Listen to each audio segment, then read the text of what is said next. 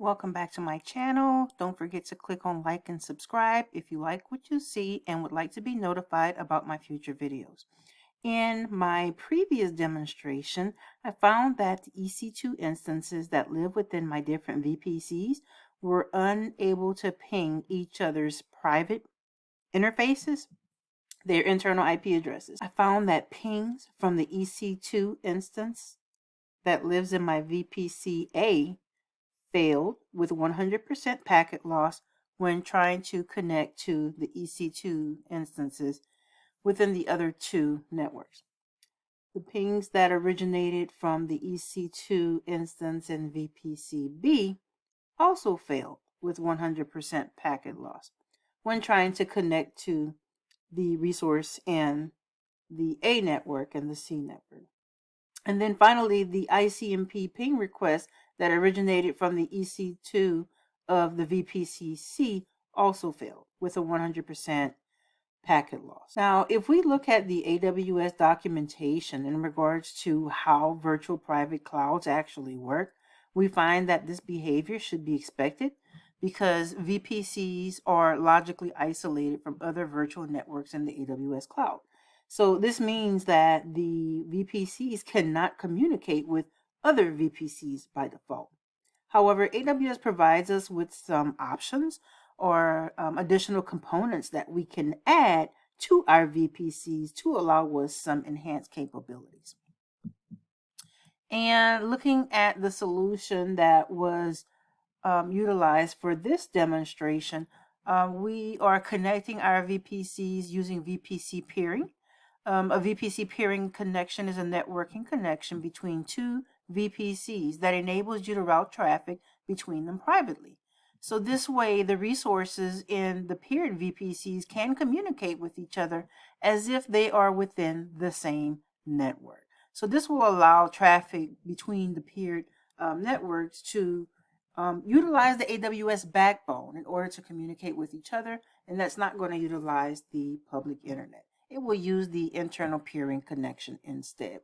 So according to AWS, we have the option to add this VPC peering connection to enable traffic routing between VPCs using their private IPv4 or IPv6 addresses. Now, as reflected in this diagram, I've added a peering connection between VPC-A and VPC-B, as denoted by the peering icon that is available here. I've also added a peering connection between VPC-A and the VPC-C, as denoted by the peering icon that is available here on this topology. Now, in addition to inserting or enabling some peering connections between my different VPCs, I've also made some modifications to the VPC route tables to allow traffic, outbound traffic from my EC2 instances of my different VPCs to be routed to the VPC peering connection in order to reach another destination. So for example, in VPC-A, the route table was modified to allow any outbound traffic that is destined to an address that falls within the 10.1.0.0/16 network. The target destination for that kind of traffic should be directed towards the peering connection between VPC-A and VPC-B, because the 10.1.0.0/16 network belongs to VPC-B, and that peering connection is what will allow the traffic to leave the EC2 instance in VPC-A, traverse through the peering connection, and then reach the EC2 instance that lives in the VPC-B. Now, likewise, I've also created a route into the route table of VPC-B so that any traffic that is destined for the network address 10.0.0.0/16 will be forwarded to a destination target of the peering connection between VPC-A and VPC-B. So this is this same peering connection that was just mentioned for VPC-A, but this is going in the reverse direction. And then finally, for VPC-C, the route table here was modified to allow any traffic leaving the EC2 instance or originating from the EC2 instance here that needs to reach any resources on the VPCA. That network address is 10.0.0.0/16. Therefore, any traffic that needs to reach a resource that has a destination address that falls within this range will need to target the VPC peering that has been created between VPCA and VPCC. So this is our respective peering connection right here. So essentially, these updates that were made to the VPC route tables allows us to specify the network address and the destination targets that are needed in order to reach the resources in a peered VPC, that destination being the peering connection itself. So then finally, we can also run some ping tests, ICMP ping tests from the EC2 instances of the my VPCs to check for that network connectivity. Let's take a look at it. So here we have the 3 EC2 instances that I previously deployed into my 3 different VPCs, that being VPCA, VPCB, and VPCC. Yes, each of my instances have public IP addresses that are available, which make them accessible over the public internet. However, our concern here is with being able to enable internal traffic routing between the different VPCs, between the different resources of these VPCs using their internal private IP address. This way we are able to keep that traffic on the AWS backbone instead of having to traverse the public internet. So with that being said, let's take a look at what those VPC peering connections look like. So from the VPC dashboard, click on VPC,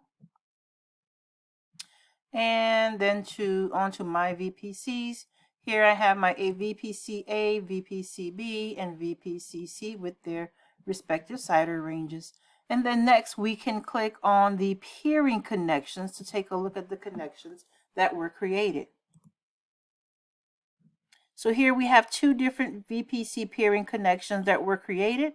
One connection routing between VPCA and VPCB, and the reverse for allowing traffic to route between VPCB and then back to VPCA.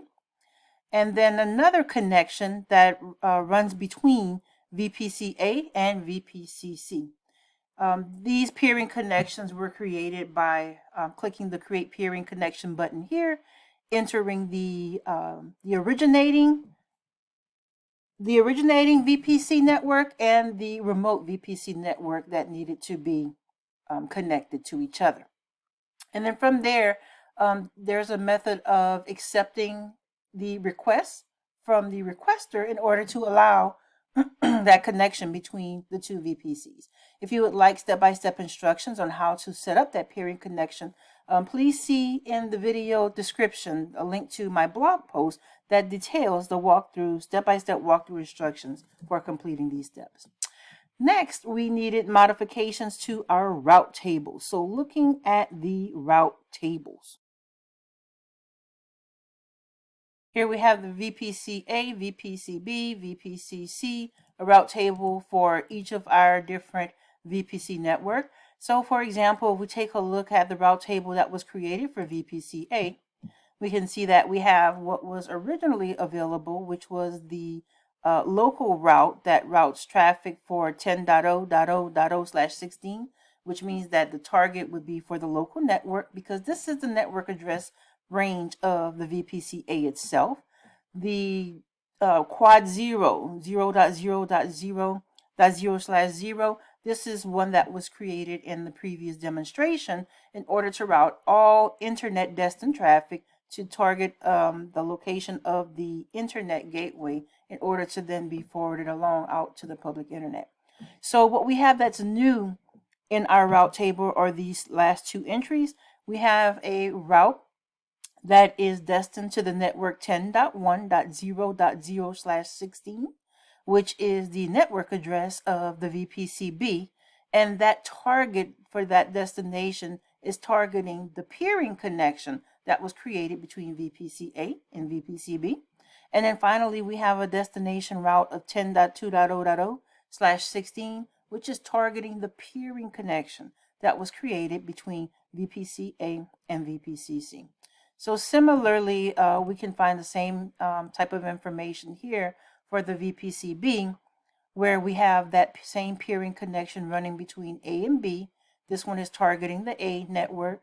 And then finally, we have the peering connection that was created on VPC-C in order to target the peering connection that traverses between VPC-A and VPC-C, with the remote end being the network that has an address of 10.0.0.0/16, which is the VPC-A.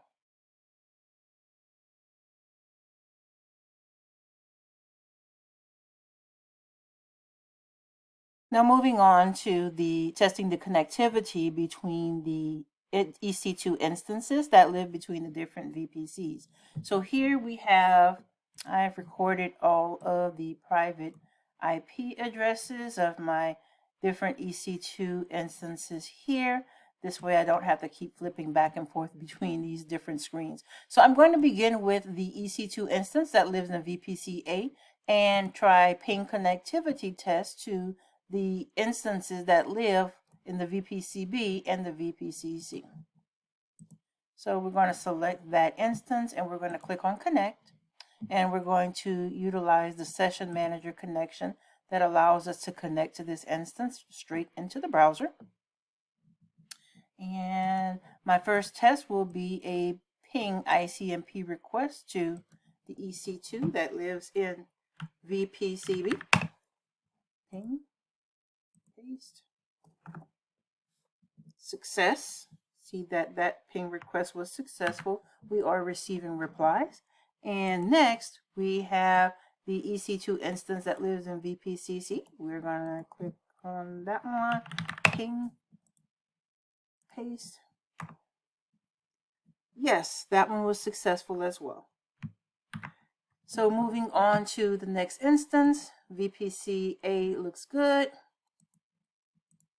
We will now complete ping connectivity testing from the instance that lives in VPC-B. We're going to click on connect and launch this connection through the session manager directly into our browser. So from VPC-B, I'm going to attempt a ping request from the instance to the instance that lives in VPC-A. So we're going to go ping.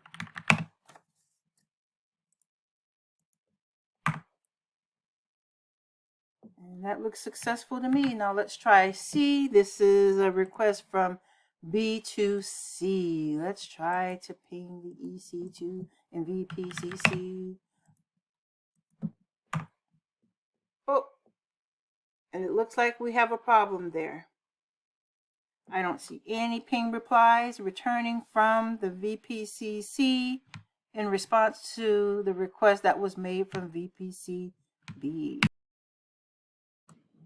And finally, let's complete the network connectivity testing from the EC2 instance that lives in VPCC and test that we are able to connect to the resources in VPC-B and VPC-A.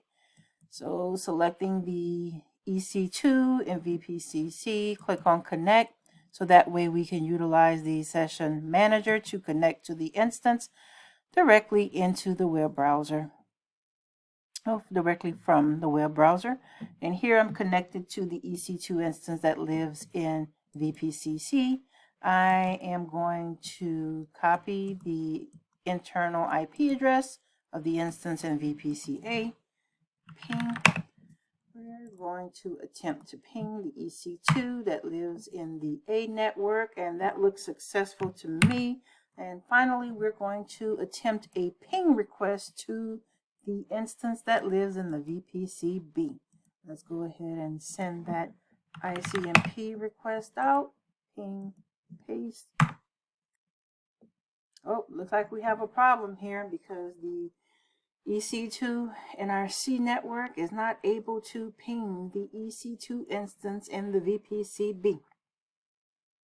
And I think this behavior as mentioned, we said is expected because we know that our VPCs are logically isolated private networks unless we have a peering connection, as was demonstrated between the VPC A and VPC B and between VPC A and VPC C. Then B will not automatically have that connectivity to resources in the C network, not unless it has a peering connection as well. So essentially, it looks like we need each VPC to be connected to each other. That needs to have some type of network connectivity, type similar to a full mesh type of connection. And while a full mesh topology with connections running between every VPC that is within our environment may seem like a feasible option or feasible solution based on my limited scenario of only three VPCs, on a larger scale, an environment that has significantly more VPCs that need to connect and communicate with each other, this could prove to be an environment that becomes very hard to manage. So therefore, AWS does provide us with other options that will allow us to have that inter-VPC network connectivity. And we will look at that option in the next video that follows. So stick around and follow up on my next video, and I'll tell you all about the transit gateway. Thank you for watching.